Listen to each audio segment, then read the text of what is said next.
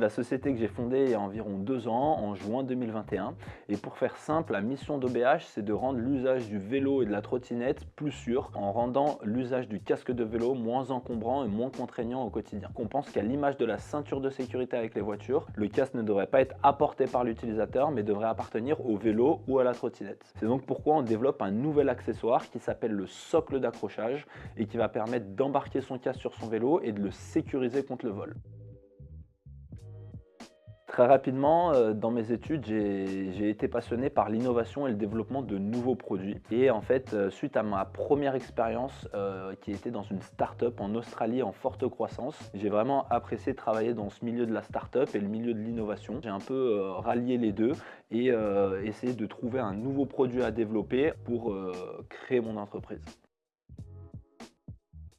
Cet incubateur me proposait plusieurs choses que d'autres incubateurs me proposaient pas. Tout d'abord, cet aspect technique et cet accès à des moyens de prototypage, de pré-production qui était très intéressant dans mon projet, qui est un développement d'un nouveau produit, mais également l'accès à la compétence et au savoir des étudiants via les PRD. Et notamment, dans mon cas, ça a été le développement d'un nouveau casque en impression 3D, où j'ai fait travailler les étudiants de mécanique des solides pendant 6 mois, où on est venu avec une architecture de casque très intéressante. Et le but de notre prochain PRD, ça va être de tester ce casque dans les laboratoires pour éventuellement le certifier et pouvoir à terme le développer. Donc c'est vraiment des expériences, je pense, très intéressantes pour les étudiants, mais pour moi très pertinentes et avec une grande plus-value.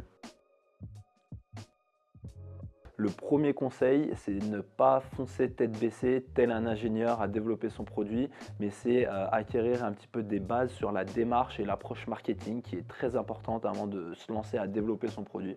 C'est ce que j'ai fait moi en tant qu'ingénieur. Et le deuxième conseil, je dirais que c'est d'abord se faire une première expérience dans une entreprise avant de se lancer tout seul. Tout d'abord pour avoir un peu plus de méthode sur comment se lancer et d'avoir plus d'expérience, mais également de pouvoir bénéficier d'aides de création d'entreprise qui sont vraiment très intéressantes et essentielles dans la création d'une nouvelle société.